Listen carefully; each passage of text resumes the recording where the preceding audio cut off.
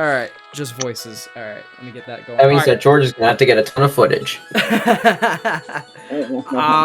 Okay, so it's recording the voices, so y'all can keep talking whenever. Yay! I'm gonna stop talking. Yay. I said start talking, Shroob. That's exactly why he stopped. Shroob. On God. I swear. How's it going? How's it going with you guys? That's extremely close, but I'm doing alright. Oh, that's great to hear, man. How's your day? Yeah, you just woke up. Yeah. Are you relaxed? I wouldn't say I'm relaxed, considering OBS gave me a heart attack for a second, but you know, we thriving. Okay, I'm back to normal voices again. Same. I've been playing a lot of Animal Crossing as of late. Oh, yeah. Nice. It's kind of funny how I did a video talking about how New Horizons kind of disappointed me, and then immediately after that got obsessed with New Horizons again. Okay, well, that got outdated very fast. I was gonna say, that's the most, like, the fastest outdated video. Actually, no, I've seen faster. If this is still, like, going years and years from now, we'll, like, make a huge deal of the 99th episode and do nothing for the 100th one. I was gonna just wait for, like, the 105th, and then make a big deal. There we go. Woo! 105! Actually, I wanted to do the 89th. Why the 89th specifically? Is there, like, an attachment to it? No. No. That's no. None. I was gonna say, you have, like, a long traumatic past with the number 89. In fact, no. 89 was the number of sufferings you had in the 100 trials. 89 of the trials I died at. Exactly. Which Do you guys have your lists open? I have mine in Notepad because I have enough where I can have both Discord and Notepad open. I'm gonna be honest. You mean like an app called Notepad? It's on your computer. On the computer. Well, I've got a literal notepad with mine on it. You guys that works as well. You guys are probably gonna have to lead the underrated part because honestly, it was easier to think of overrated than underrated. I honestly had hard with both. Okay, this part you're gonna have to censor from the video, editor George. Okay. Aww.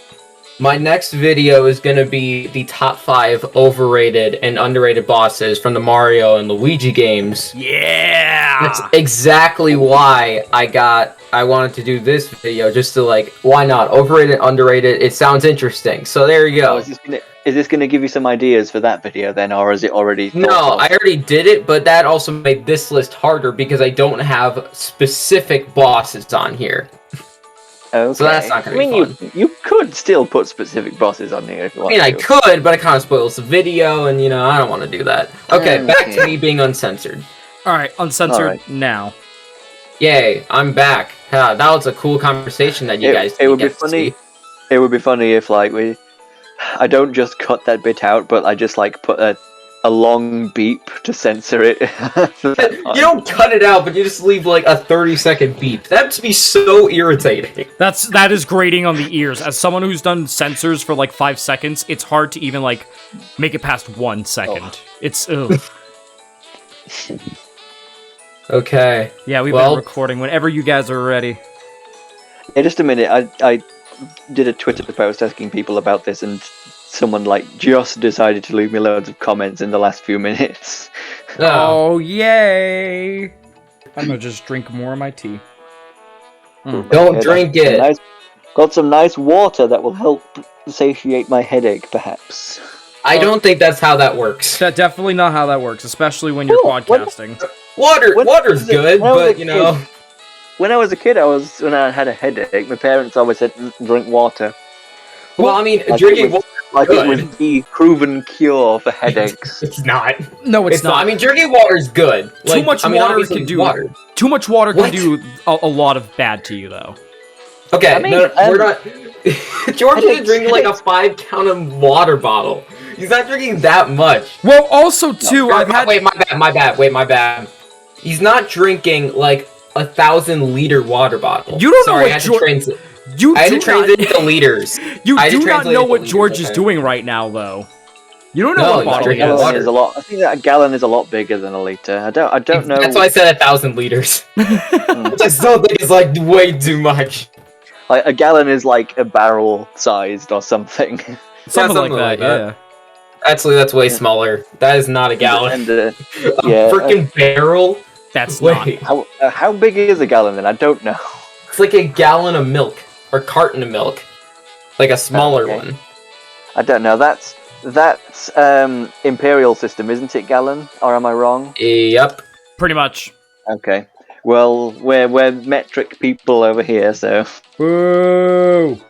That's why I wouldn't converted know. it to liters. yeah.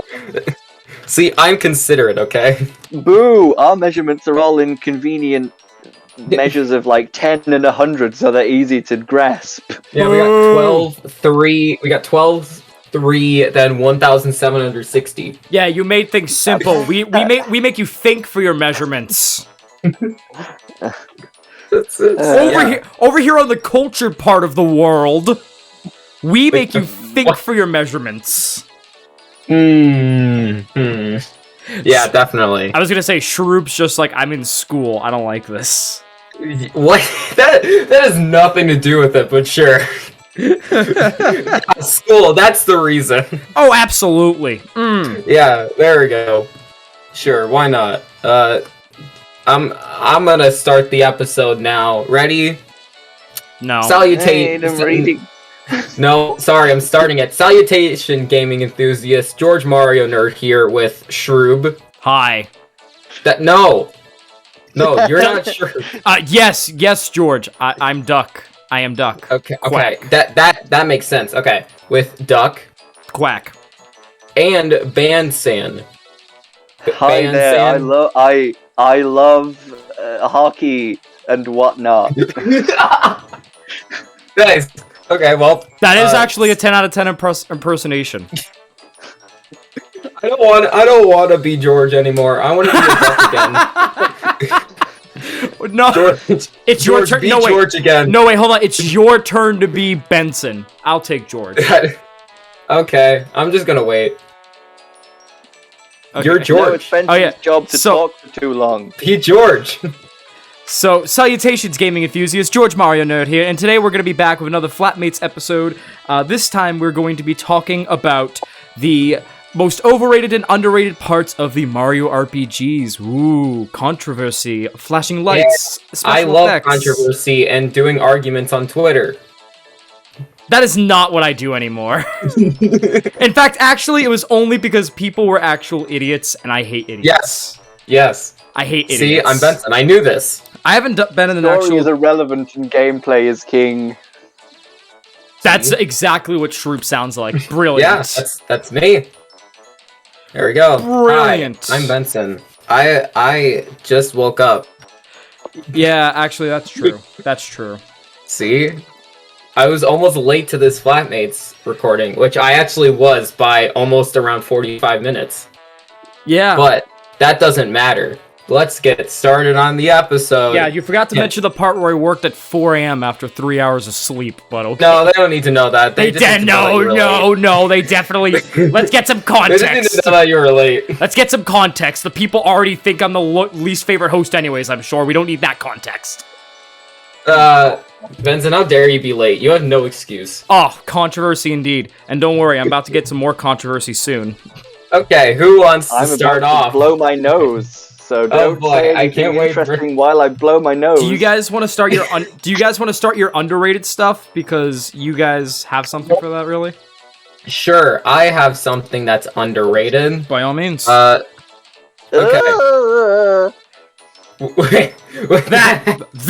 That is underrated. Oh my god, yeah, that's gonna be forgotten, and I'm just gonna remember the weird noise that George made when he was blowing his nose. Just out of nowhere. Anyway, so Okey-dokey, yeah, you go ahead, Troop.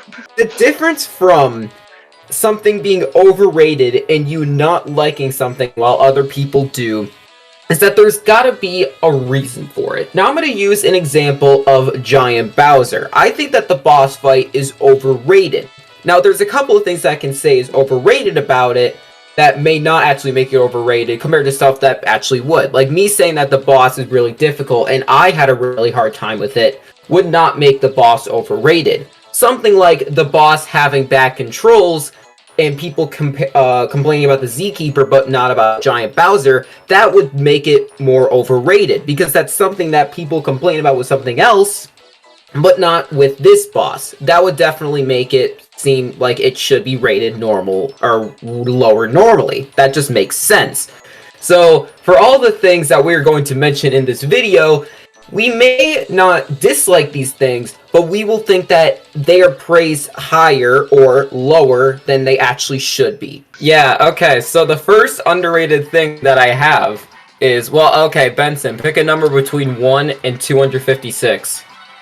The frick? What? 5.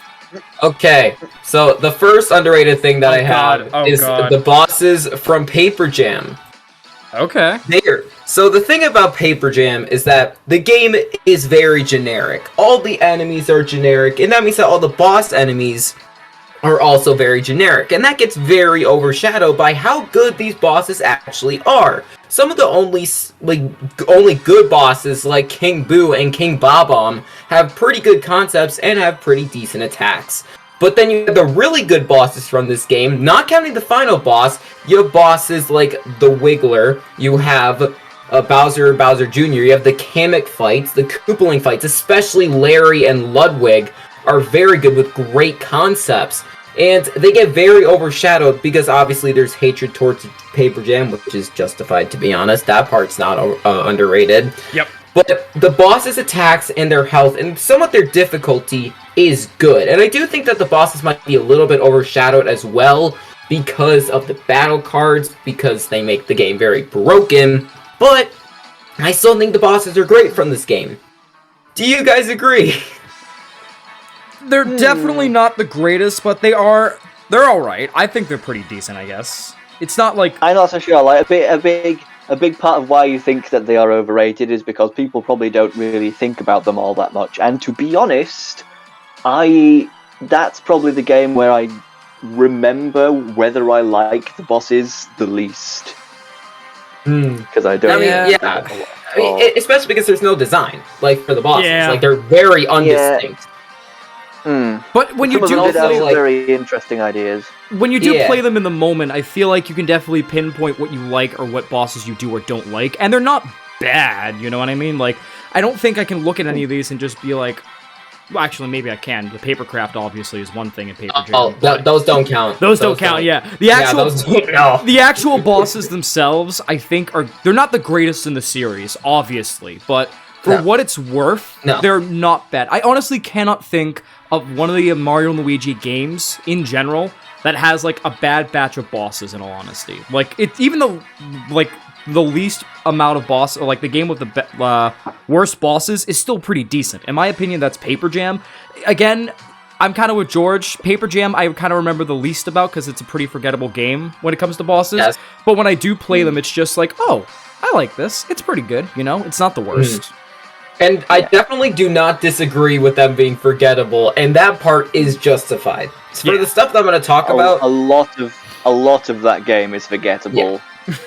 We made a whole episode before this. Yeah, I would say the most memorable thing about that game is just how intensely I hated the Paper Toad missions. That's the most memorable part of the game to me, and it's a bit I don't like. Yep.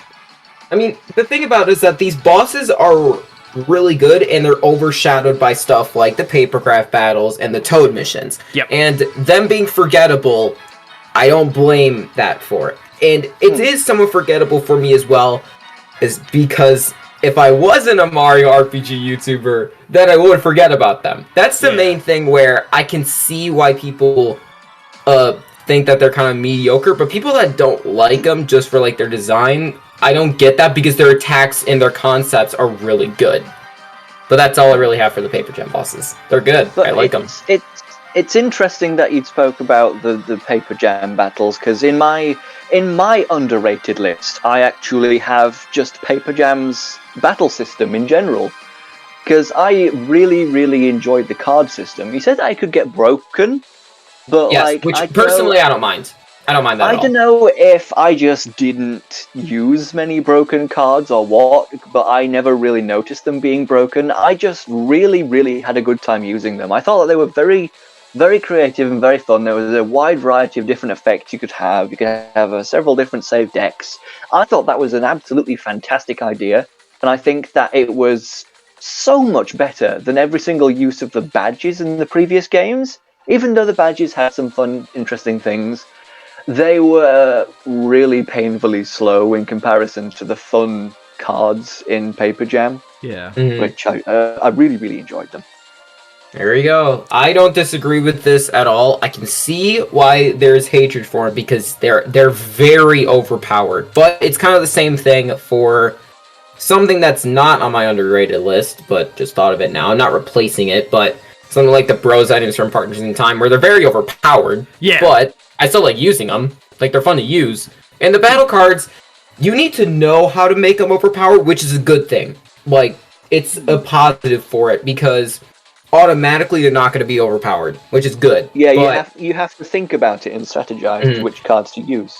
I think the badges are much more balanced because it's only one buff. And it has the same thing with the battle cards where I'd say it's easy. Well, I wouldn't say it's easier because you have to get like every single badge, but once you have every single badge, it's easier to pick which one is the best debuff or just the best condition to actually make you win. But the battle cards, like, I still like them. I'm not sure if I like them more than badges, but I mean, I like them equally. I don't mind either of them. Like with badges, when you get the really good things later on, they take so long to charge up the effects. And like the best, most interesting ones, you might as well just like save for bosses. So you spend most of the game just like charging them up rather than actually using them at all, and then you use them for bosses, and then that's it. Whereas cards can be used very well and like quickly for both enemies and bosses, just as well. So I like that. I like that a lot.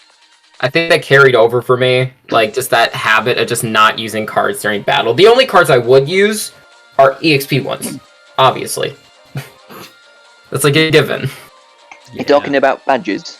No, for cards. I would just like get like the perfect set of EXP badges and just use them. And then a ton of EXP from bosses. There we go. Okay. Alright. But yeah, I agree with them being underrated. I'm here talking about all the variety you can do with cards, and Shroob's just like, EXP cards, and that's it. That's it. Yeah, there you go. There you go. That's all you need. Oh, oops, yeah. What does Benson have in his underrated list he would like to bring up? Again, underrated was harder to think of in comparison to overrated, but we always talk about the Paper Mario OST and how fantastic it is. I don't see people talk about the Mario and Luigi OST much, because it's honestly a sleeper hit of, like, a soundtrack series, you know? You've got, obviously, Bowser's Inside Story with the grand finale. Yeah, like, that's probably the most iconic one. But people sleep on things like the battle themes in general. Even the little jingles, like the victory celebrations, like da-da-da-da-da-da, like the little jingles. It's just, it's so catchy, and, like, you can hum to it. The Elder Shrew battles are obviously fantastic settings in regards to the music. It's not as grandiose. Grandiose. Grandiose. Grandiose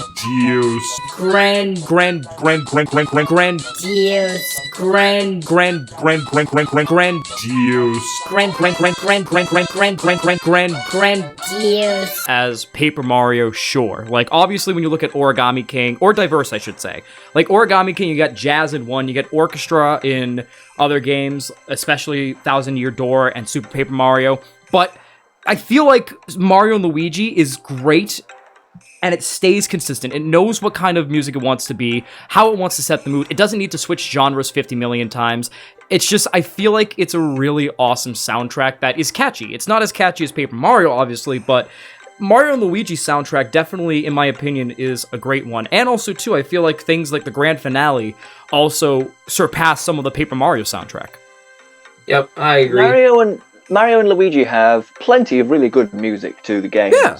But I think that the main reason why they don't get talked about as much as Paper Mario is because the Paper Mario series has always had a lot of unique boss songs. For all of the chapter bosses, Paper Mario has always had a unique boss song, and like they've pretty much always been bangers, and that's a lot of really good boss music. People are crazy for boss music, whereas Mario and Luigi, it will have like maybe one or two boss themes for the final bosses, it'll have one main normal boss theme. Maybe there's like a side secondary villain that'll have their own unique boss theme, like with Popple, and there's just the normal battle theme. Yeah, it's basically like every other RPG, you know? It's just you have those themes like you talked about, but at the end of the day, that consistency is still really good, and it sort of like earworms into your brain, which is phenomenal. Especially, again, the DS era with, Partners in Time and Bowser's Inside Story especially are the highlights for me. Like, the DS era especially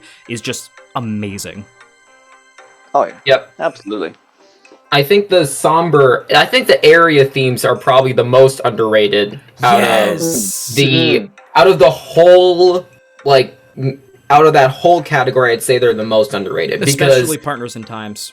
Yes, Toad Town is a great one. Mm-hmm. Would you say that Mario and Luigi has the better area music and Paper Mario has the better boss music? Oh, yeah. Yeah, I'd say that.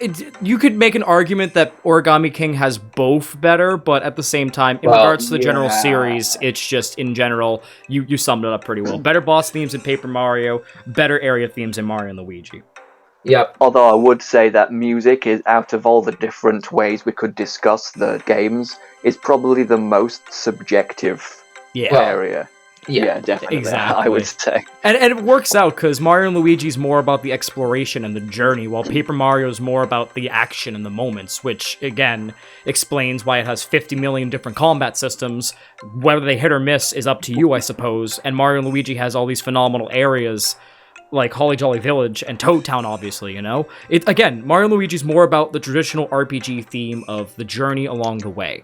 Paper Mario's grandiose for bosses, especially, so of course, like the Shadow Queen and Count Bleck and Brobot and Ollie, like, obviously they're gonna have the better battle themes, but again, you summed it up pretty well with that. I'm trying to think of more examples. Now, honestly, I think the Mario and Luigi series does the best at, like, I don't know, very specific, but somber area themes. Mm-hmm. Again, Toad Town is the one I mentioned. Yep. Somnam Woods is great. What's another one? I think that Mount Burr and... cold places. Yeah. Yes. Yeah, of course. In terms of somber areas, Paper Mario doesn't really do that much. I mean, there's of course, like, World of Nothing, and I want to say the Palace of Shadow in Thousand Year Door, that felt pretty darn creepy as well, and off-putting. I don't quite remember it exactly, because I've only played Thousand Year Door once, and it was quite a few years ago, but... yeah, Mario and Luigi goes for that a lot more. Mm-hmm. Which I think it fits more. If you want more somber tones, too, look at Toadwood Forest, especially in Partners in Time. Oh, yeah. I mean, definitely. That's one of the most somber settings in the entire series, so it works out pretty well. And like a couple of the Mario and Luigi games managed to like pretty much double the area music tracks, because you've got inside and outside of Bowser and inside and outside of the Dream World as well. So, yep, exactly. Paper Mario has more boss music than Mario and Luigi, and Mario and Luigi has more area music than Paper Mario. So that kind of interesting how they both have that automatic edge against each other in those two different departments. Exactly. So at the same time, I seem to have the biggest underrated things list with 7 different things. And how many do you have, Benson? Troop said he has 2. I have 2 as well. And then I don't even know if my second one kind of counts, just because, again, it's harder for me to think of underrated than overrated. Okay, for the audience to know, I intentionally told them to do 2 overrated and 2 underrated. So George just intentionally did 7. Yeah, I figured that if I did a lot, then there'd be less likely that I'd come up with the same stuff as you. And you never know whether a topic is going to spark a big conversation or not. So honestly, just read off the list, George, because we're going to be here for a while if we're talking both overrated and underrated. So, I've got like Partners in Time in general and the Shroobs. Yeah. Which I don't feel like gets talked about or appreciated anywhere near enough. If you ask me, the Shroobs... If you ask me, they should do another Mario Galaxy game where the Shroobs are the villains. I think that would be amazing. But Dream Team as well tends to get very overlooked because it's like the one after the main big trilogy of Mario and Luigi games that everybody loves. I actually disagree with that, but I'll come back. I actually disagree with that one. I was gonna I feel like that one's very well liked. People really like the series. I was gonna say Dream Team definitely had an initial like sleeper response, but lately it seems to get more traction. Sleeper responses. No, yeah. I quit. I'm going back to bed. Good night. No, come back here. I need to know your overrated list. That makes the sleeping jokes continue. All right, cool. Okay, That's it. no. That's it. Oh boy. You can't. Now you can't go to sleep. Dang it! You're right. You're right. All right, go ahead. But Continue. I was thinking that because it's the one after the main trilogy where people really like Fawful. Fawful's gone now, so yeah, this is something of its own. And also, people always whinge about tutorials when really a lot of tutorials have like always been in the series. It probably is the most in Dream Team, but yeah. Mario and Luigi has always been nefarious for its excessive tutorials. Mm-hmm. I've also got the boss explosions from Mario and Luigi. Oh, here we go. Oh no. Did you know how great and colourful they are with all of the stars that look like they're 3D, but they're actually just small sprites? Did you just specifically quote your script? Not specifically quoted, no. I thought you were reading the script for a second. No. I'd be impressed if it was actually what I said. It's possible. But, here's a good one. Sticker Star. I'm not talking about Sticker Star just in general, which you people who are familiar with my content will know that I do like Sticker Star, even though I do also acknowledge its flaws. But something interesting about Sticker Star, I find, is the freedom it gives you in the order you wish to do the worlds in. Because I agree and disagree, but I will come back to it. I'll let you talk. Alright. Because you don't just need to beat World 1, then you're allowed to go into World 2, and so on and so forth. To access the different worlds, you need to be able to get certain things that will let you get to them. Like, to get into World 3, you need the trumpet, which is found in the last level of World 1, so you do need to do most of that first anyway. But then you can wake up Wiggler and go in World 3. I always actually do World 3 before World 2 myself. But that's really interesting. It gives the player a lot of freedom if they do know where the things are and what they need for different worlds. And that is the problem right there. Do it. Is the problem right there. That's okay. I agree with you with part of it. Because I think that freedom of exploration is a good thing. The problem, though, is that it's locked between things that you don't know where or even what you need. That's the problem with it. It depends. Like, some of the things are fairly self-explanatory. Like, well, you give the trumpet is given quite a lot of attention in that last level of World War 1, and it's an instrument that makes a loud blaring noise. You've got a sleeping Wiggler blocking World 3. I feel like it doesn't take a huge leap of logic to work that out, which it didn't for me. I did that on my first playthrough. Mm-hmm. Yeah, that one's fair. I'm not sure exactly. You need to get the boat all together, and you need the fish hook to be able to get access to worlds 4 and 5. Yes, so I doubt that that's as easy to figure out without knowing what to do first. But at least if you're going through the game more than once, I do think it is nice to have the freedom of choice which world you want to do in what order. Mm-hmm. You want to know how many thing cards you need for to go to World 4, 5, and 6? No, I don't. So you need the light bulb to actually get the wheel. Then you need to get the scissors to cut the rope. And then you need to fight the Cheep with the fish hook, which I don't mind that much, because, like, I'd say most of them are pretty obvious, but... And actually, I don't mind it too much, because it's, like, the transition. It's like the port. It's like going to the second part of the game. So I don't mind it too much, but it's interesting to point out. Yeah. But I think that was a really interesting direction that they went in. Whether you like it or not, I think that was a really clever idea that was never done before or after it. Yeah. Yeah, I agree. I had to think about that for a second.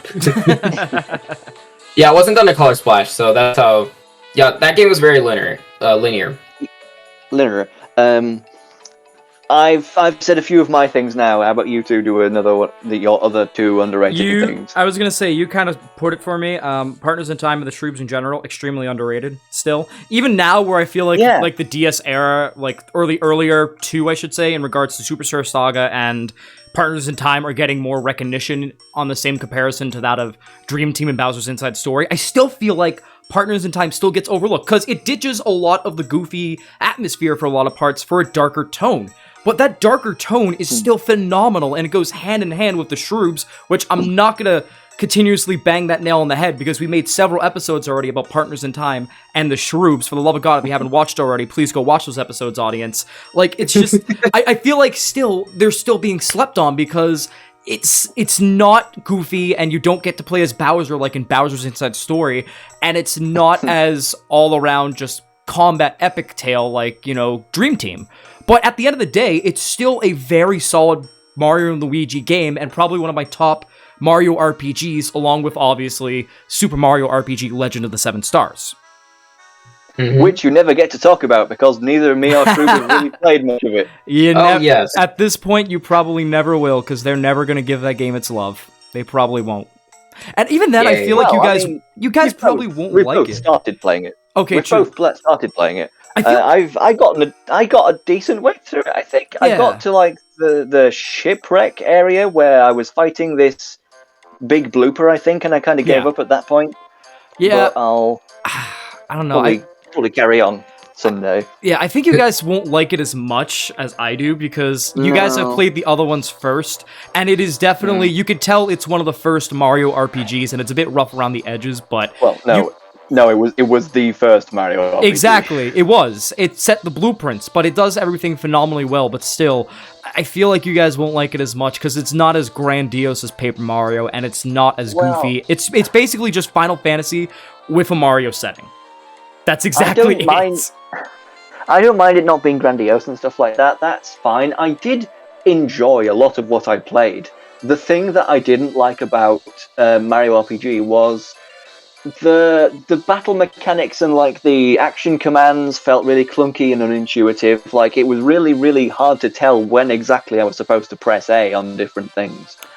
And it just resulted in me getting hit all the time and losing me attacks. I wish you guys like that. I wish you guys played these games more because I could list that as an overrated. I feel like the hate on those controls is a bit overrated. It's honestly not as bad. It's a little clunky, yes, but it's not bad at all. Like, people make it out to be so much worse than it is. You know what I have on my overrated list? No, I'm kidding. I don't have that. I'm kidding. Are we jumping? Are we gonna jump into overrated? Because I'm more than willing to start chaos. We should. No, because I still have one more underrated. Oh yeah, go ahead. Yeah. I think we should split the video into the two halves of the underrated and overrated. That's gonna be fun. Oh, I am so Shroob, what was your other underrated thing then? So the underrated thing. So what's a Mario RPG that we haven't talked about yet? Actually, that was listed. What is one that we haven't talked about yet? Thousand Year Door and the original Mario. No, Benson's wrong. I didn't hear George. Color Splash. There it is. The thing that I think is the most underrated from Color Splash is the parallel worlds from World 4. This gimmick was. Well, first off, it is basically like Skyward Sword's tiered dimension. I forgot what it was. Because it's beautiful. Like it's very cool to look at. Okay, well, rip George. The place is beautiful. That's one thing about it. The place is much more mysterious, and the music is much more. It sounds more off than it normally should. Exactly. Weird. And it makes you feel uncomfortable. Exactly, and that's the point, because this is not a normal world. No. Like, it's not. And I think the most, appealing thing to me is going to where you start the level, going to that bridge, and just seeing the spikes coming from where the water would be. And just seeing nothing down there. It's just really weird to me. It just shows how weird the world is. It's so bizarre. It really took me by surprise when I got to that bit of the game for the first time. Yep. so extremely weird. And I'm still disappointed that we don't get to fight evil toads in there, to be honest. That would be fun. That would have been fun. And again, as someone who hasn't fun. played the game yet, obviously, as we've established several times, take a shot every time we he mention said, that. He said yet. He said yet. That means he's going to play it. Yay! To be continued on that. Oh no! But no, as someone who hasn't played the game, I heard you guys talk plenty of times about the parallel worlds and the music for them, and I gotta agree because I've done some research on it, and out of everything I've noticed with Color Splash, I'm still firm on a lot of my stances on it. From a viewer looking in, it doesn't look that great still, but I will admit the parallel worlds is really awesome, just from a viewer's look, and I'm sure experience it firsthand will be even better. Now, here's my argument against it, like I had with the bosses for Paper Jam. The argument against the parallel worlds is that it isn't a new concept because you're going to be doing it for 3 levels straight. That was not great. I don't like that part. I think for the second level, it was at its worst because it didn't really do anything new. The good news is that for the third level, the final level of World 4, is that you swapped so much from it, and there were so many puzzles just from swapping, which is not something that you did most of the time for the first and second one. The constant swapping. Obviously, you had to do some swapping worlds, but you did so much, and that actually made it feel interesting. I liked it most on the first level that we did it in. Obviously, there's the factor of finding it out and stuff. Oh, of course. But I really like that you could talk to the Shy Guys in the parallel world, and the other 2 levels aren't really inhabited at all, so you had no one to talk to or really much story to do. So besides the interesting concept of the parallel world and getting to know the captain, the pirate toad captain and whatnot and your crew, there wasn't a lot of people to make the story more interesting of that chapter, even though it was really interesting in concept. Yeah. And it did have a lot of atmosphere to it. It feels kind of like the Keel Hole Key chapter, I suppose. Which I like that part more than Keyhole Key. That part, Okay. yeah. It's Keyhole Key is just one cavern. The music's cool, but it's kind of boring. I really like the story of being I like the boat journey that we start off with, and Flavio is just an ever-present, very funny, likable character. Yeah. Also, the boat journey in Thousand Year Door is much better than it is in Color Splash. You don't have to shoot at things with a really janky cannonball system. Yep. I really like the being washed ashore plot of Keel Hole Key, but that's getting kind of beside the point. Segueing perfectly back into one of my underrated things, I really like and think that the modern Paper Mario music is underrated.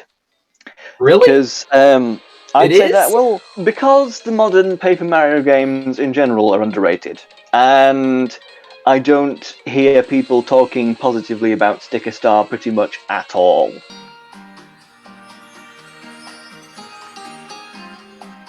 Especially for Sticker Star, which I would say has really tremendous music. If not I think that Sticker Star might have my either second or most favourite soundtrack from the Paper Mario series. Okay, that's weird. I don't get that. I really like it. I really like the jazzy energy of it, to be honest. Well, obviously there's greats. There's greats. That means that this is a good thing to mention, because the fact that you're disagreeing with me means that it's underrated. Well, here's the thing about Sticker Star. I think there's good ones. Obviously, I'll mention the classics. I think Gooper Blooper's good. Yep. I know I like the Petey Piranha theme. I like the last part of the Bowser fight. The problem is that the jazzy part of the Bowser fight actually ruins the feeling of the fight. It doesn't feel like a final boss. It just feels like another boss, which already adds to something I don't like about the boss. It doesn't feel like final boss music, in my opinion. The other stuff, I don't remember the other jazzy parts. I don't really remember the Bowser boss music very much at all, besides from the bit where you use Kirsty and become pretty much unstoppable. And obviously that part's good. But every other boss theme really stands out in my mind, and when I listen to it, I just can't help but dance. I really, really love the boss themes from Sticker Star, and just the normal world themes are also really good. And a lot of the time, they have very good atmosphere, like the Enig Mansion and also the World 3 with the Poison Forest.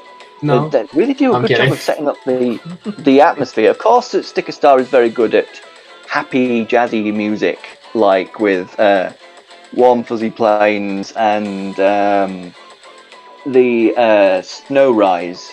But it also does really, really good atmospheric music, and I really like the jungle music in World 5 is just so good. I just really appreciate it. Like Chomp Ruins as well sounds really good and mysterious. Okay, to be fair, I did. The music was overshadowed for me for my hatred of World 5, so I can't actually like say if I like it or not because I don't remember. But I can see it. I can see it. Which is funny because World 5 was my favourite one.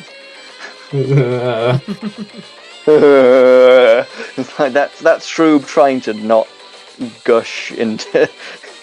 Yeah, we're not talking about that. Well, I guess that's the first part of the video. So have you guys all revealed your underrated? Wait, you still have more underrated He stuff? still has more, yeah. I have listed 6 things. It is time for my 7th thing that is underrated. This one's gonna be I thought big. this is like number 10. This seems Nope, like it's nope. number 10, I feel like. Jeez. Okay, my headache is not doing well. Okay. My last thing on my underrated list is the Mario and Luigi remake side modes, which I hear people not caring about them a lot. Yeah, And I'm kinda in the same boat. if they do say anything, they're like, "This was really pointless. I was not bothered." No, I wouldn't say it's but- pointless, but I get what they're saying. I want Yeah. to I want to hear your opinion on it because I have a very like firm opinion that's never gonna change on these. All right. Well, when I first played Superstar Saga Remake, I didn't really play much of the actual game, to be honest. I went right into Bowser's Minions, and it was when I was on this like short course in a nearby town. And every day on the bus to and from this course, I'd be playing on the Bowser's Minions side mode.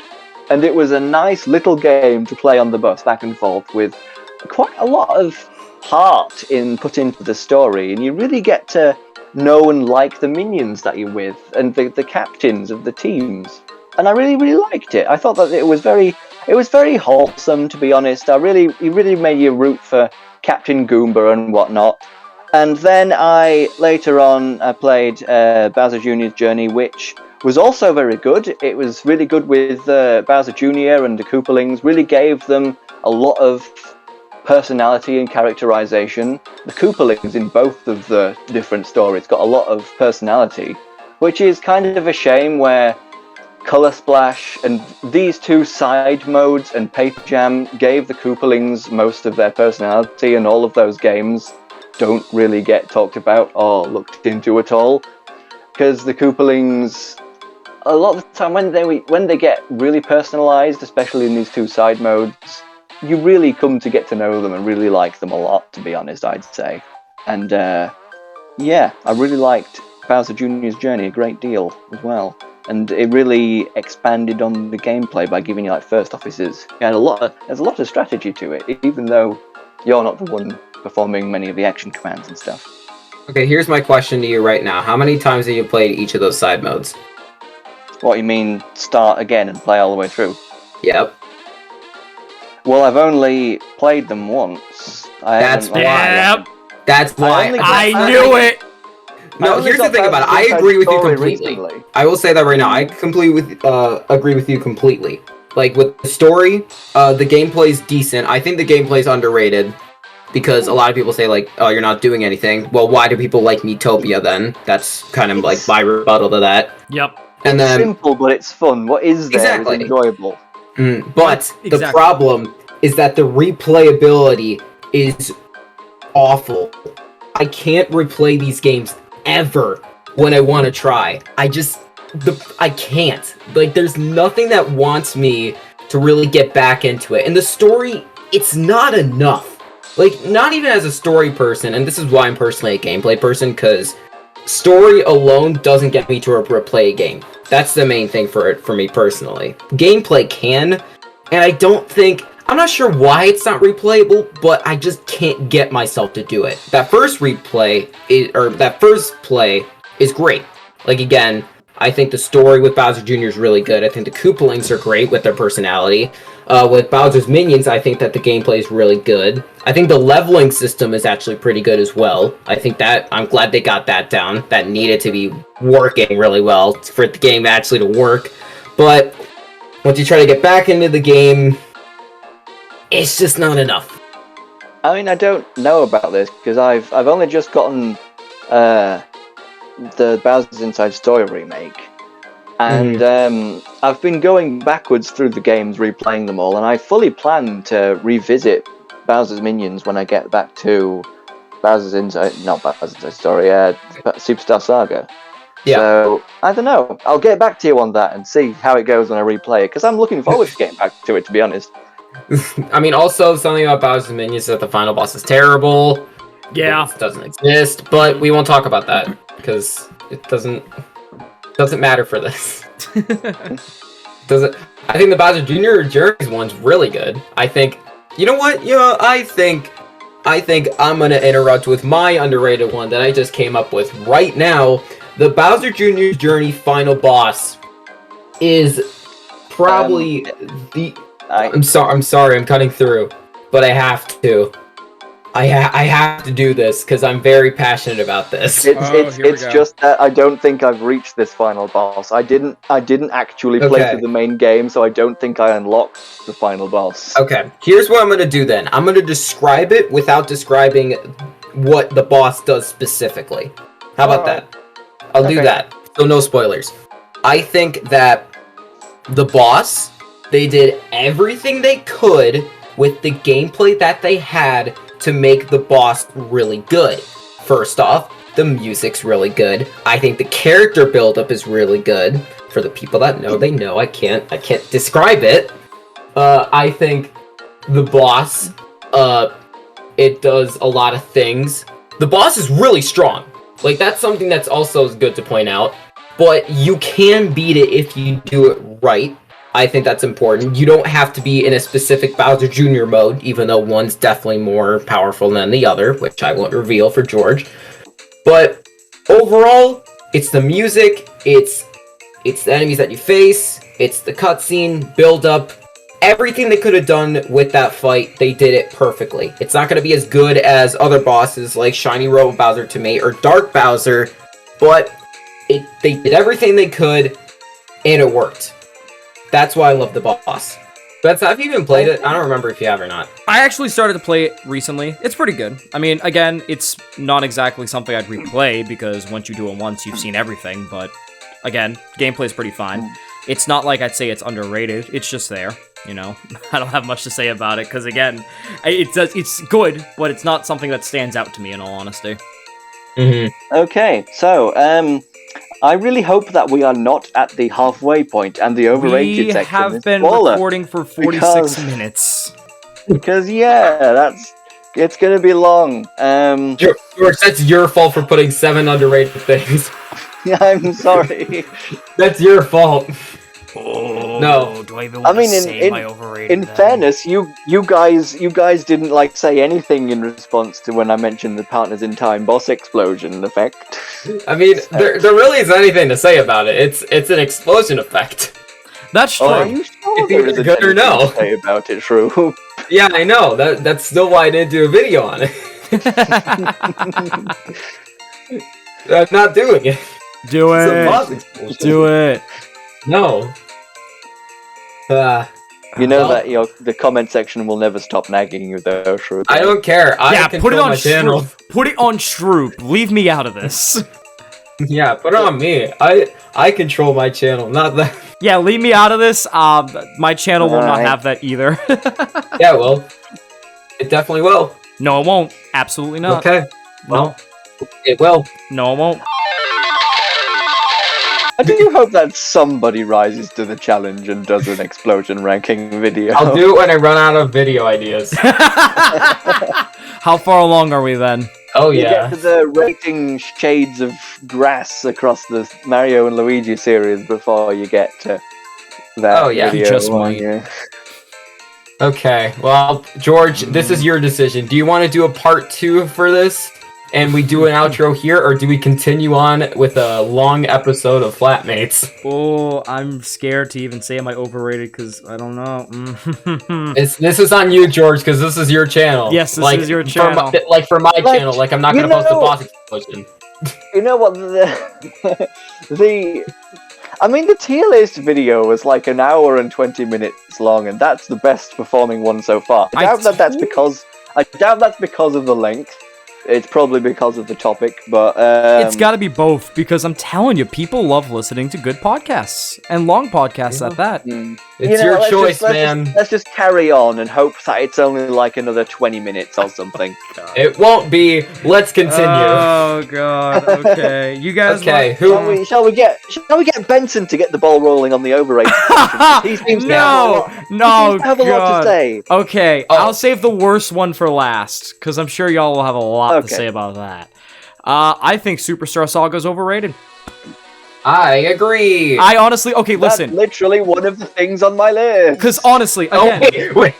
yeah, It's not on my list, but what the heck? I honestly, again, when you think about it, I almost included Bowser's Inside Story, but I'm not ready for that conversation yet. But what Okay. is it? Superstar Saga, it's basically the bare bones. It's good, but it's not anything like Partners in Time or Dream Team for that matter. It literally is just, here's a wacky story, here's the combat that you know and love with some cool bro attacks.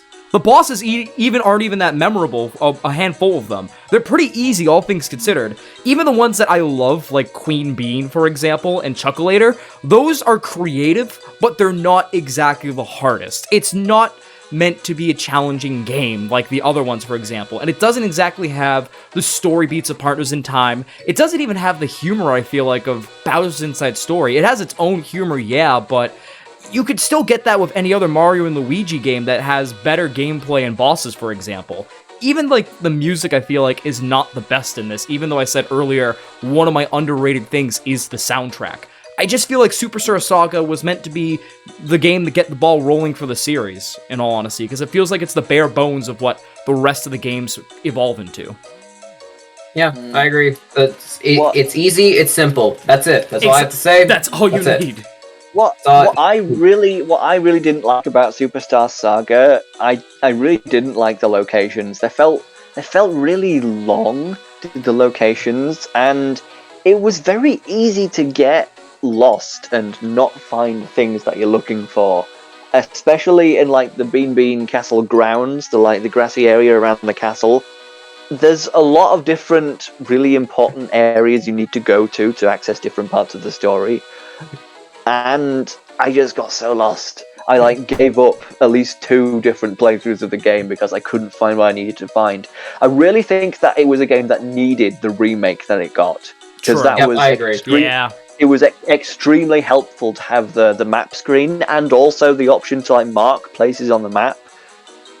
Oh yeah, for you that guys game. don't have a map. I forgot about that. That's why I was like, George, I get it, but that's up to my favorite part. No, you guys don't have a map for the original. No, that you makes don't. way more sense. And that's the thing. There's only one screen, no map. And honestly, Exactly. even then, I feel like I still didn't get too lost either. But I see where you're coming from, George, for sure. It definitely, if you're not, Okay. you definitely can get lost if you really let yourself be. I just like the exploration. That's why I was disagreeing. I still somewhat disagree with it, but I had a map. Yeah. That's where I like the exploration for it because that's something that other Mario and Luigi games don't do.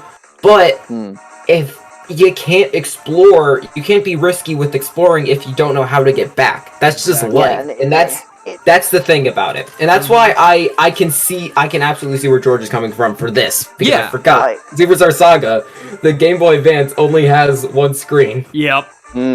Like, it's especially frustrating in the castle grounds, not just because it's like hard to find things that you need to find and get lost, but the enemies around the castle grounds are really relentless. There's Yes. the worm things that pop up right in front of you when you don't expect them. There's the lackey peas that are chucking spinies on you. You can't stay still anywhere in the castle grounds. You've got to be constantly on the move, or you'll be forced into some battle with a low-level enemy every 5 seconds, and it's extremely aggravating. Mhm. Anyway, it's funny that we all had the same thing for our Well, overrated I was list. gonna say, Well, I mean, I don't have it on it. there. I don't have it on there, but I completely agree. All So right, I might as well what's go. yours? I might as well go with that. I might as well reveal one thing from mine. I'm gonna tell you right now. I have two things that are both from the same game. I'm gonna do with the less controversial one, or probably the one I have less to say about. I think this is more controversial. I don't like the songs in Origami King.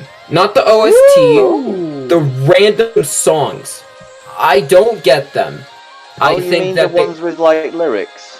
Yep, I Yeah, think that they okay. were really random. One, I don't think they sounded bad, They're but weird. I think the only one that was out of place, or that wasn't out of place, was the river one. I think that one, I don't want it there, but it makes sense. Because, like, it's very calm going down the river. Like, a song there, it makes sense, but just the random, like, tree one, for the fire volumental, you have to, like, have Olivia sing. Fire one was weird. Yeah. I just don't get it. I gotta Like, disagree I kind about the of- tree though.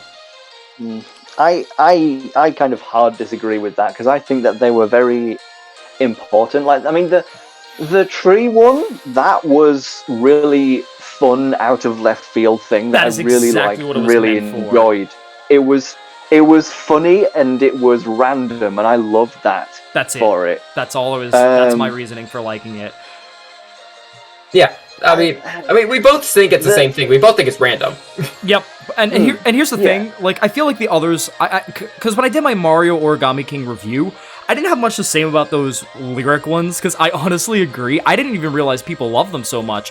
I only thought the tree one was actually funny, because it was so out of left field, like George mentioned. The Fire Valumental one, I feel like that was just, that didn't need to be there. I felt like that was trying a little too hard to be funny.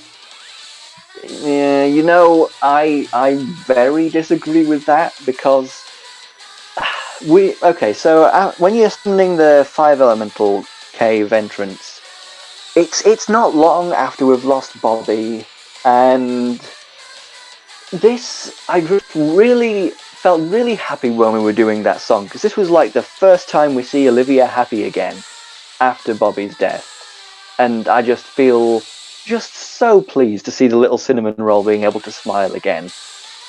I mean, Okay. I thought I that can was a see that. nice character moment. that's fair, but at the same time, I feel like there are other ways that are less random to make her happy. For example, like when you cheer her up by wearing the Goomba head again. Like, that was a nice moment to see her smile. And it was touching. Like, this song comes out of nowhere and you're cheerleading it. It's just like, wow, look at us dancing. Woo, our friend just died 20 minutes ago. Let's go. Like, it's just so out of place. Well, speaking about the 20 minutes, that's the thing where that part doesn't actually register in my head. The first time I was in World 3, I got very lost with the puzzles, so I was spending a lot of time, and then I kind of just forgot about Bobby, like, dying, because I was stuck on there for a while. Oof. Like, obviously I enjoyed World 3 from the puzzles, but I got stuck on them for a while. Yeah. So I kind of just forgot. Yeah, I like them. I like all those songs, to be honest. Myself, I have to disagree. The tree one was fun and random. The riverboat, that was nice and peaceful. It kind of makes sense. You get a lot of like in media people who are selling your boat for you, like Cap'n in Animal Crossing, and they sing a nice chill song. Yeah.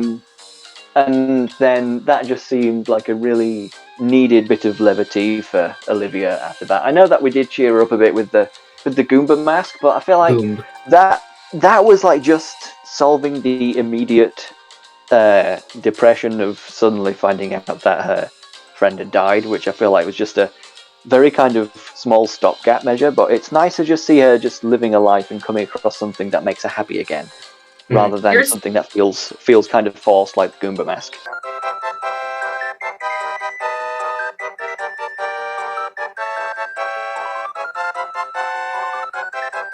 Here's something else though. Where are the other songs? Like, there's only 3, right? It's 3, and they're so random. It's not that. But I want to stop that for a second. They stop at World 3. They stop right when you hit the half point part of the game. Like, they don't ever come back. Nope. Yeah. Which, that part's very... I feel like the developers didn't know what to do with them. After a while. They were just like... They were kind of there. Honestly... I mean, after those 3, they kind of came back in the idea that the game show that... Well, that's like the we same all songs. do not like to mention... I like Shy Guys finish. I liked that, okay. yeah. I didn't like the math part because setting that up was a pain, but I loved every other game in it. It's not great, but... I like it. I thought it was pretty good. Also, the song part actually got me dead a lot of times. The song part, I actually remember hysterically because the tree part sticks with me.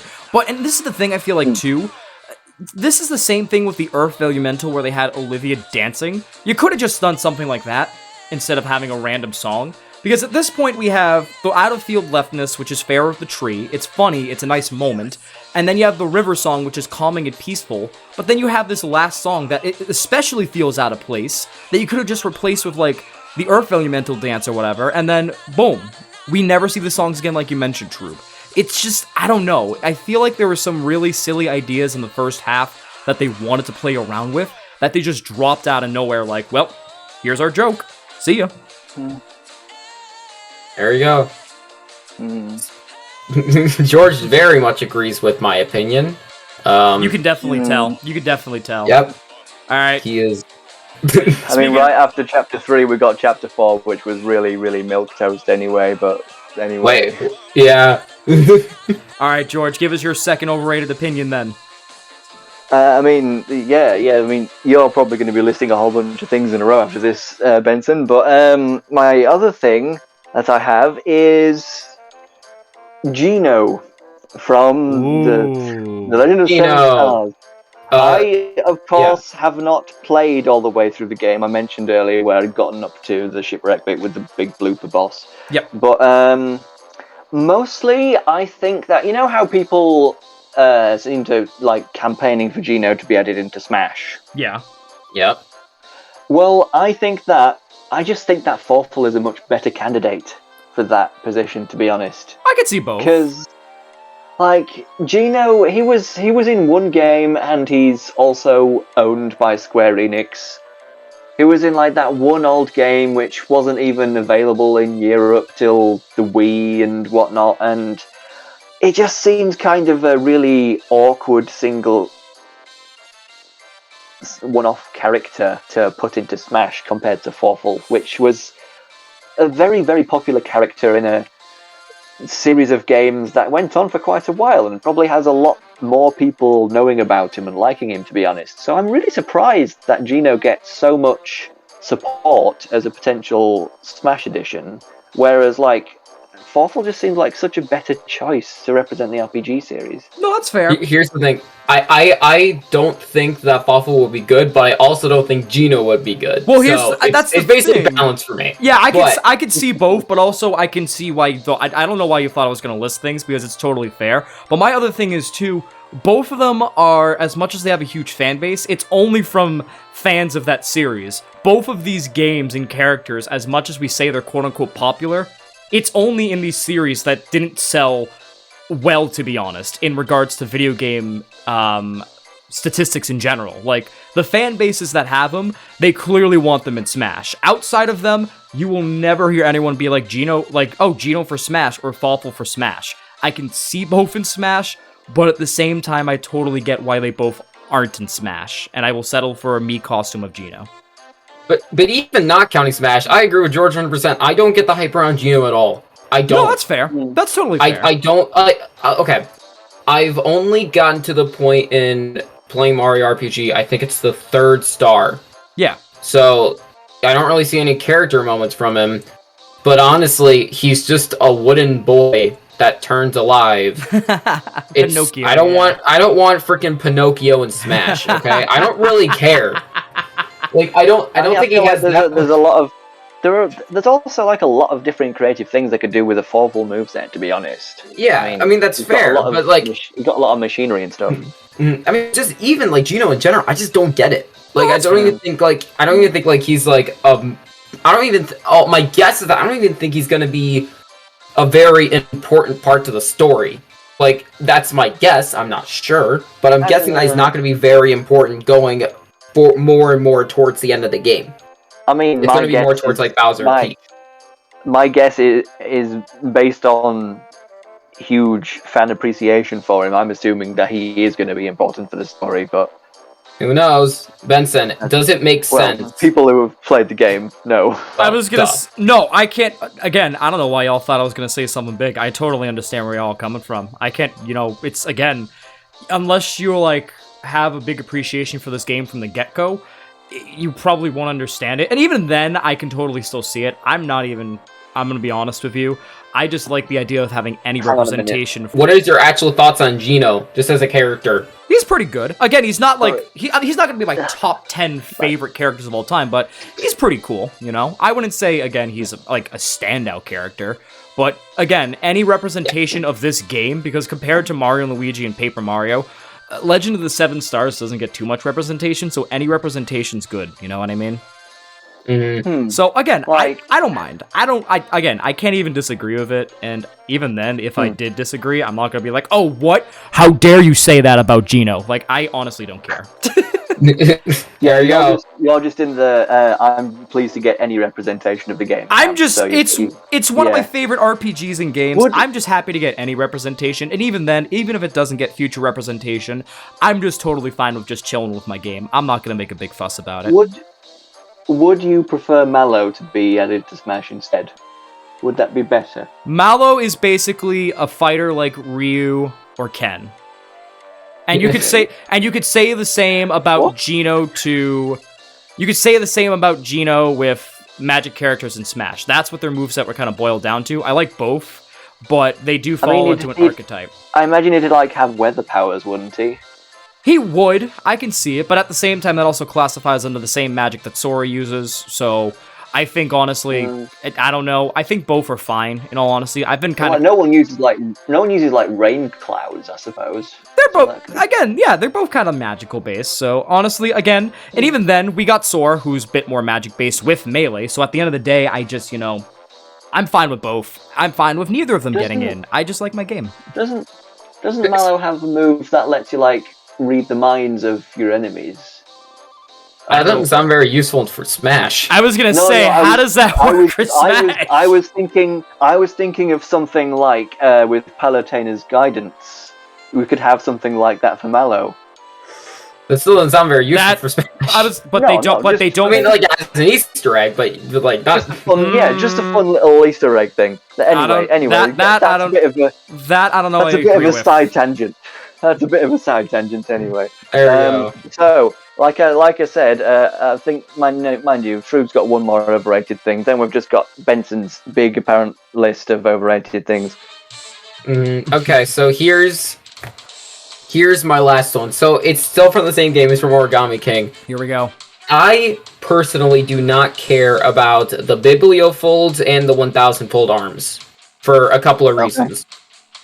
For me, the 1,000-fold arms, I was hoping it was built upon.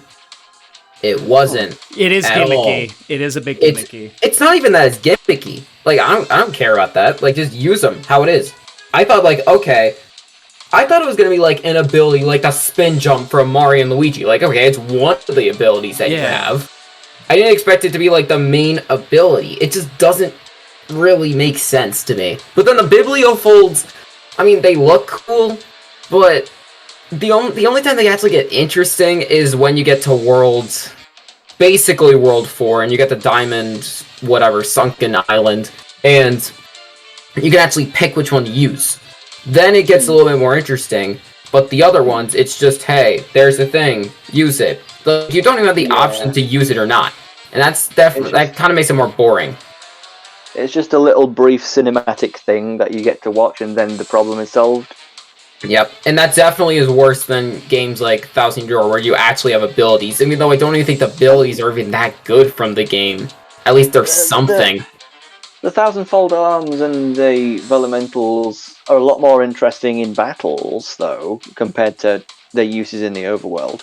Well, yeah, but again, I still find it weird that the 1,000, especially, this is now for the 1,000-fold arms. I think for the Biblifolds, this isn't a problem anymore. But I still think the 1,000-fold arms, it still seems weird to me. Throughout Origami King, I've always felt it was just weird that this is the thing that they're focusing on. Like, it's just long arms. It's so out of nowhere, too. Like, literally, when you get introduced to it, it's literally just Olivia being like, hey, I'm hidden behind this wall. You use the arm thingy. And then there you go. That's how you get introduced. And again, like, I don't mind. I mean, they don't control bad to me. I don't really care about that. Fine. I think the Bibliofolds are boring to me, but I don't think, like, they control bad. Motion-based or not, they're fine. Yeah, they're just very... They're very bland. That's honestly how I would describe it. That's it. I can see it. I like they're them. Very barren. How about that? That's better. That's fair. I like them for what they are, but I don't think they're anything that adds to the story much. They're kind of there. I agree. Well, no abilities add to the story. True. Well, I mean, yeah. I mean, true. are these things even highly rated in the first place? I don't know. Actually. Well, I feel like the 1,000-fold arms, like, people like using them. Bibliofolds maybe not. I mainly just wanted to include Bibliofolds because I mean, it was originally just the 1,000-fold arms, but I feel like I needed to compare them to something. Well, that's fair. That's totally. And I don't even think the Bibliofolds are that great. I mean, I guess they're kind of satisfying the first time. Well, I mean, the water effects of the water elemental can look really good. Yeah, I agree with that. But also, the other thing about it is that it just makes the first 4 mini-bosses just volumentals, which is kind of boring. Like, it's just, hey, what element is next? So there we go, that's it. Air was not one of them. Nope. Not at all. And that's my last overrated thing. Woo! Also, this was the one that was very hard to make for me. So if you were confused that they were on there, that's why.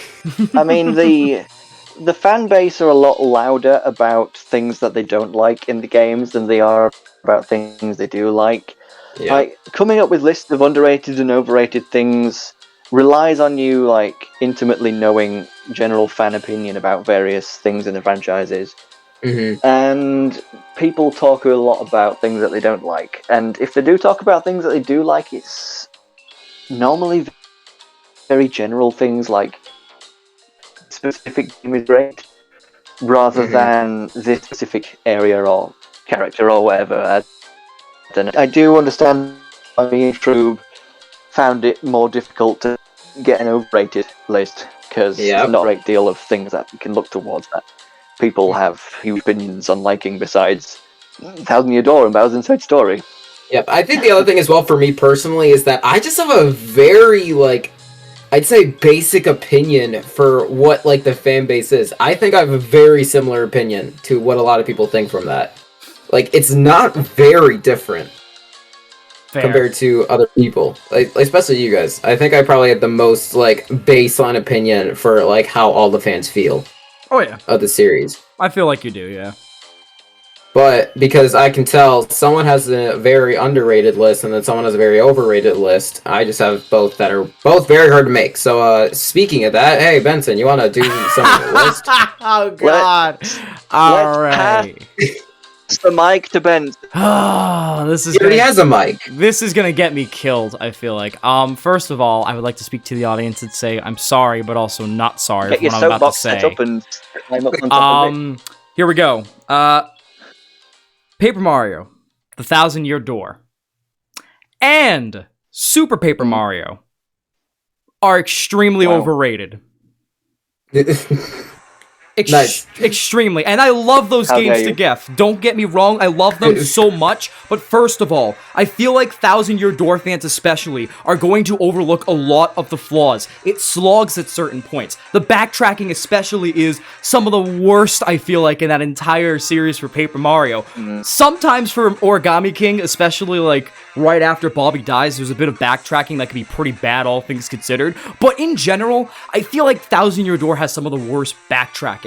And at the end of the day, too, it has a great... It has the worst backtracking. It is. It does. It absolutely does. Yes. And, like, that's the thing. And again, it's one of my favorite Mario RPGs, too, along with, like, 7 Stars and Super Paper Mario. But at the end of the day, too, you can't overlook that. You gotta be reasonable. I love these games to death, but, like, they're not groundbreaking. They're not phenomenal.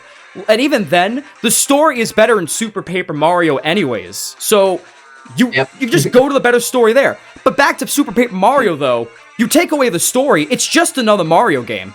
Like, not even a Mario RPG. I think it's like a little bit more elevated, only from one thing. What's that? And it's the XP system, which That's it. probably should have put in my underrated, but I feel like I've already talked about it before, and it's kind of hard to talk about. I'm just gonna quickly talk about it right now. Yeah, go for it.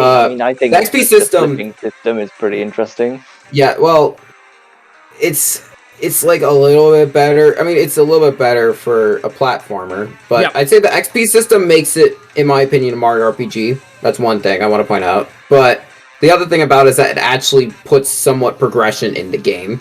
You get more powerful throughout. It actually gives the score, which is something that you never use in any other Mario platformer, a use, because that's your XP bar. But it gives you more health, gives you more power. It's really the only stats that you need. And that's it. I mean, it's very basic, but it works for a platformer. It does. That's it. That's my only defense for it. It does have it's basic. It's very basic. It does have a one-up over other Mario platformers, but at the end of the day, you take away that amazing story, this game is not probably going to be as memorable. In all honesty, like when you look at Shroob's lists, especially with some of the bosses, some of them you could just cheese. Some of like the power-ups and like the friends you meet, you barely use any of them that are like useful throughout for the most part. In all honesty, I've shown this game to some of my friends when we talk about Mario RPGs, and literally they look at like the bosses and the gameplay and they're just like, this looks boring. That's the thing. It's so like, it's just, there's nothing in between story beats to make it a solid game that rises above Thousand Year Door's gameplay. Again, the story, I feel like people remember Paper Mario RPG for the story, and that's why it's like a dark horse candidate as one of the best Mario RPGs. But once you take away the story of Count Bleck, you take away Luigi, and you take away the fact that you literally have all these amazing story beats and that emotional ending, you have something that literally is just as bare bones as Mario Odyssey at times. Power-ups that you can use throughout. Oh, wow. Power-ups that's a bit of a double roast, isn't it? There. It is, and both games are phenomenal, but they're so open with some power-ups that you like. For the most part, a lot of them you barely use. You use what? Maybe one to get around faster and go fast. You use bombs. You can use that in other Mario platforms. It's just like Mario Odyssey's capture mechanic. They're great, but when you start actually using them and realize, wow, some of these are one-offs that I will never use again, it's just a cosmetic thing for filler. And that's where I feel like, like Thousand Year Door and Super Paper Mario are overrated. I love them, don't get me wrong, and when I review them, I'm probably still gonna love them eventually, but it's tough not to look at these and say, these are groundbreaking, and I would put these as some phenomenal games. They're awesome games. That's it.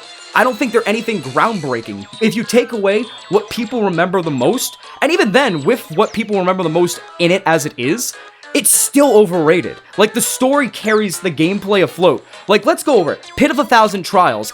Like, doing the chores for me... 1,000? Not 1,000. I'm doing Thousand Year Door. That'd be worse. 100 Trials. I'm combining both games now. Pit of 100 Trials. Some of the bosses, like Shrew mentioned, for example. There's like, what was the boss, like the one with like the icicles in the ceiling? I forget the exact name of it. Bone Chill. Bone Chill, yes. Cheesing Bone Chill, for example. A lot of the, like, even if you look at Shroob's videos, you even admit that some of the bosses are not that great and can be cheesed. You even admit that some of the I'd say half of the bosses are actually good. Exactly. Exactly, and that's kind of embarrassing too, especially when you look at other games that are Mario platformers that have some pretty decent bosses. And even in like the own series itself, Origami King has some better bosses in my opinion. Oh yeah.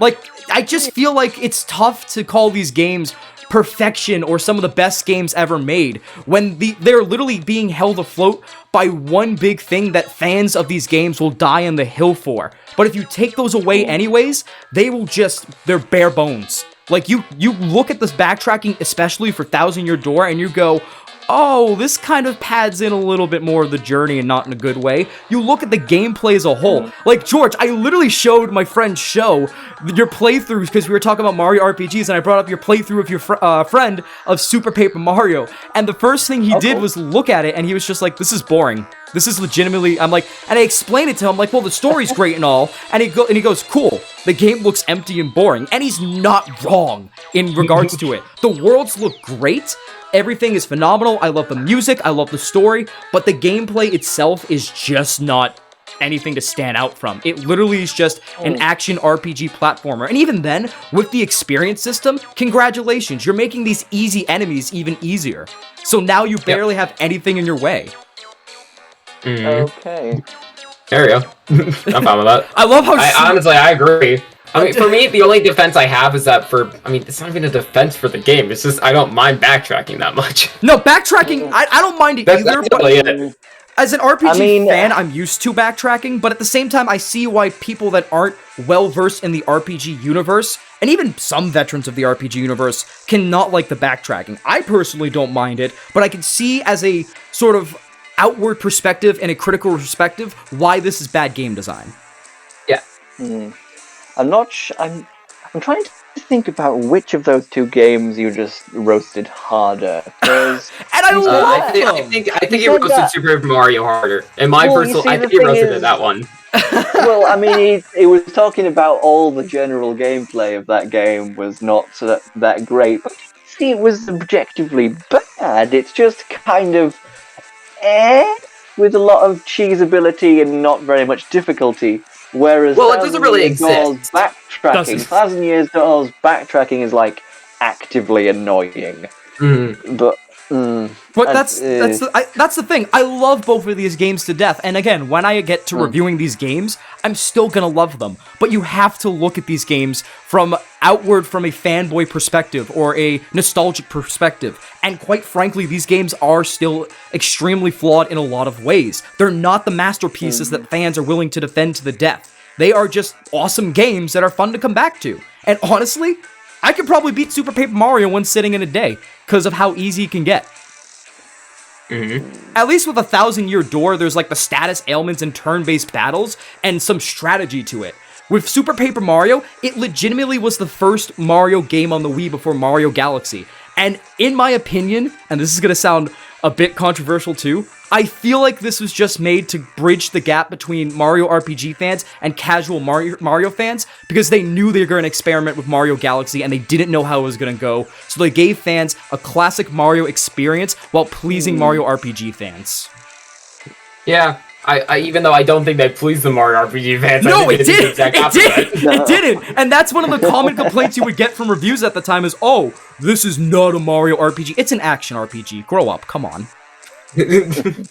Like, there are different subgenres of RPGs, if I may push my nerd glasses up really quickly, if I may concur. But, again... Do you have glasses on right now? No, I don't. I forgot my blue light glasses. Oh, well, no nerd. No nerd. Well, at least me not having glasses is more useful than some of the power-ups in the Super Paper Mario, and also less annoying than the backtracking 1,000 Year Door. Yeah, that second one did not fit at all. But the first one, yeah. I'm trying.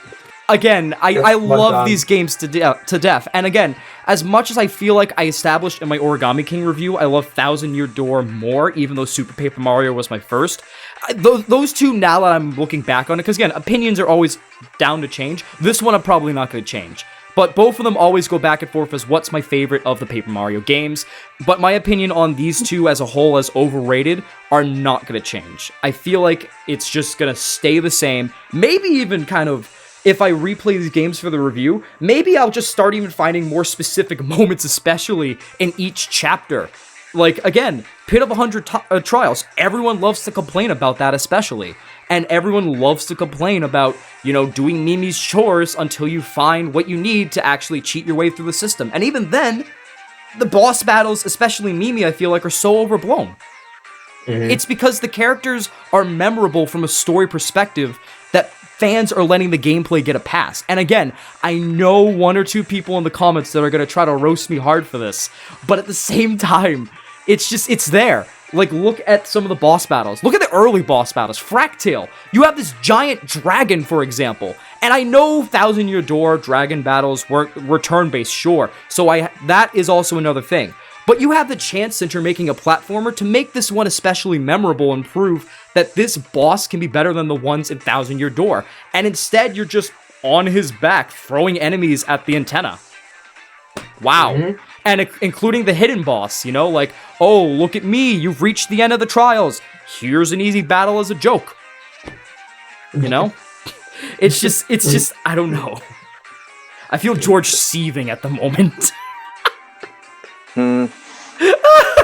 You've spoken about this for a long time, Benson. I'm sorry, yes. I have a lot to say about this. I really do, and I want to get all my eggs in a row because I don't want any of my opinion to be misconstrued as me not liking these games. Again, I love these games, but you gotta look at this objective, like, at a very objective point. And a lot of these game designs, even if you personally don't mind them, are flawed. Very flawed for a good audience. If I'm thinking about Super Paper Mario as just as a platformer, just looking at it from the gameplay perspective, I can definitely think of a few platformers that I like quite a bit more in terms of the gameplay. Like, if I'm going to compare it to Celeste, for instance, I'd say that's probably my favourite 2D platformer. Good choice. Good of all choice. Time. But I would still say that Super Paper Mario's story probably edges out, although that might just be because I grew up with Super Paper Mario, but Celeste has a really good story as well. But anyway, I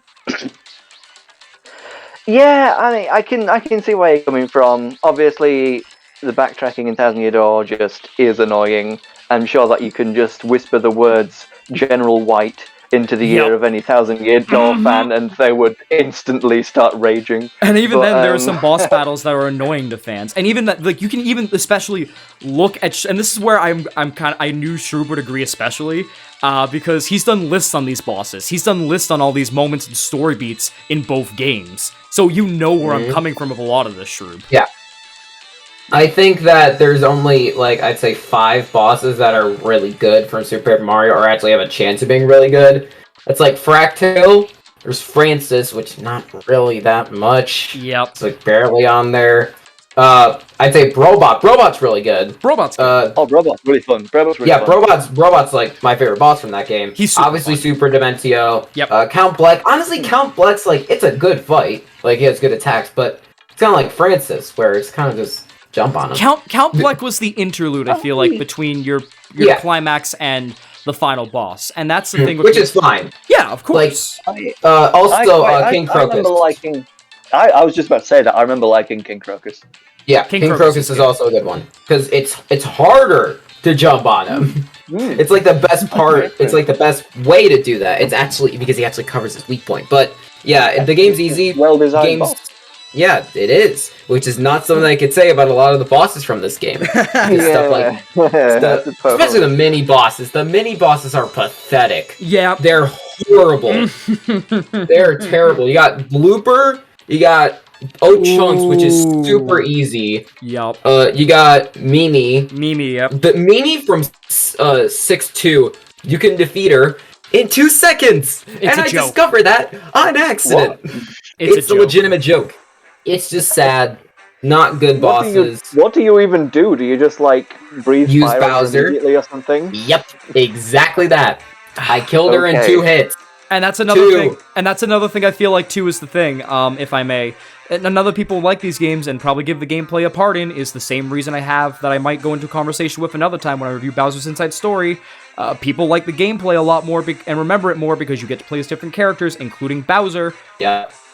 Be fun. This was the start. Bowser's Inside Story and Super Paper Mario were the start of an era where you started to play more as Bowser outside of party games and kart games, you know? Yeah. Like, they actually gave him some depth. And again, I could say this is why I didn't go in depth about why Bowser's Inside Story is still phenomenal, but overrated thing. Literally, the fact that I think that with Bowser was better in Bowser Inside Story than he was in Super Paper Mario. Agreed. I will agree with that. Bowser was funnier in Super Paper Mario, but like Bowser in Bowser Inside Story, they really did a really good job in making him feel extremely fun to play. I don't think that he like made the game too easy or anything. But Super Paper Mario, most of the time, you don't really have any reason to be anybody but Bowser because he's just a lot stronger than everybody else. So you did just kind of break the game a lot. You literally you could speedrun the game. This video is already going to be the longest one on my channel. So Benson, what do you have on the list next? Those are the only two I'm willing to go into right now. Again, I'm gonna save Bowser's. No, I don't know. No, I'm not going into Bowser's Inside Story. The fans already hate me as it is. I'm not going into that today. That's it. Oh wait, that's your only. that literally the main thing that I could think about is just the games in general. And again, that's it. That's honestly it. I can't think of gameplay. Fair enough. Sorry, I was kind of guys. You heard it here first. Benson thinks that all of the games are overrated. No. See, Paper Jam's overrated. Sticker Star's overrated. Sticker Star's so overrated. Don't even get me started. I can't stand the fans talking about how this game is the best game of all time. Don't come for my throat. My God. But Benson, the sound that the hammer makes when you whack wood in Sticker Star is so good. You can do that in real life. You use a hammer to whack wood? Yes! In real life? A hammer? It doesn't sound as good as Sticker Star. They should patch the Sticker Star sound for whacking wood with a hammer into real life. What if you play the game when it's muted? That makes it even worse. That's your fault for doing that. Yeah. That's the gamer's fault, What if I just break my volume button? Well, that's the gamer's fault, not the game. Maybe you're not a big RPG fan as you thought. Oh man. Yeah, don't worry, that's not me. That's not. It actually isn't. That sounded like me joking. No, it's not me. I have working volume. Obviously. But yeah, and again, all the specifics you guys kind of I don't disagree with when it comes to the overrated, and any specifics I may have for overrated gameplay I could just encompass in the games that I already just talked about. So there you go. There's my buy all end all. Alright, be sure to complain in the comment section about Benson's opinions. People do. People already do.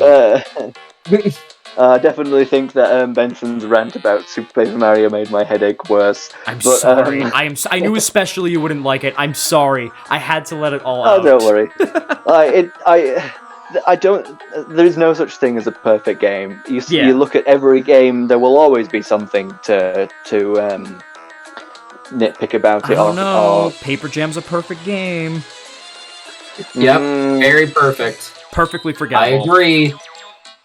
I mean, those paper toad missions were just peak art. Let me tell you, the paper craft battles. Oh my god, it's the Citizen Kane of video games. Oh wait, I just realized something. I don't think we explained at the beginning of the video what the difference is from us not liking something and while other people like it and something being overrated. Oh, we never did. That's very important. So, George, I'm going to do a quick segment right now. Make sure to put this part at the beginning of the video. So, all right.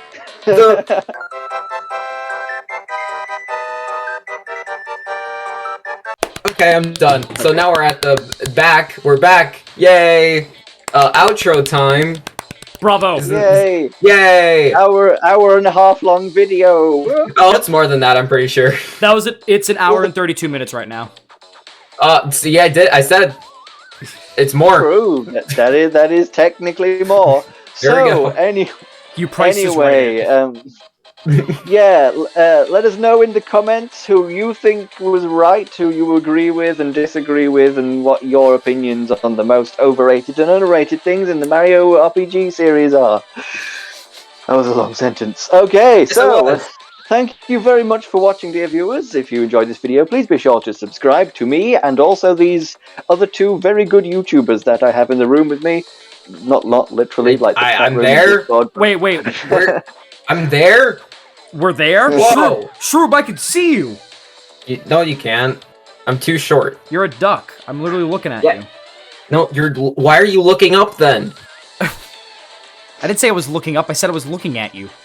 No, you're looking. I'm looking at you right now. You're looking up. No, I'm Stop not. looking no, up. Look no, down. I'm looked up. What do you mean? I'm looking to the left. You're on the shelf. No, I told you to look down. You're on the shelf right next to me, I'm though. Not. Yeah, you no, are. I'm not. What Don't the lie heck to your, is that? Don't lie to your audience. Is that a limited? Okay, Benson, is that a limited Benson, edition Shroob? Benson, I'm going to have to ask you to stop messing up my room to try and find Shroob. It's getting very annoying. Shroob, where you at? Shroob, hold on, wait. Shroob! I'm down. You almost kicked me. I'm down here. Okay. Hey, George, how you doing, man? Oh, I found you, Shroob. How's it going? Hey, you finally look down? Yeah. Good. Good. I told you to look down the whole time. I didn't hear you. All I heard was quack. Oh, whoops. I don't speak duck. I'm sorry. Oh, my bad. How can you hear me now? Well, there's this thing called, I mean, you not did explaining just spend plot an hour and a points. half talking to him, but alright. There's such a thing as magic. Movie magic we No, call it. there's not. What No. is Paper Mario then? There's magic in that. There is. Oh yeah, that's not Mario though. That's Kamek. Oh, you're right. You're right. My It's not Super Paper Kamek. It's Super Paper Mario. My apologies. But we've also got Kamek in here who's been helping Benson here, Shroob. Oh, thank Nah, you. There we go. I didn't see that because I'm too short. Well, look up. Just look up. I can't. it's a That'll bit- break my neck. It's a bit crowded in this small Yep. bedroom with the four of us. Yeah, exactly. Heck yeah. Anyway, subscribe to all of us, and I hope you enjoyed the video. Leave a comment and a like, and before this video gets any longer, my poor editing future self is going to be very unhappy. Farewell, everyone. Bye. Goodbye. For some reason, my topics are always the longest. That may or may not be on purpose.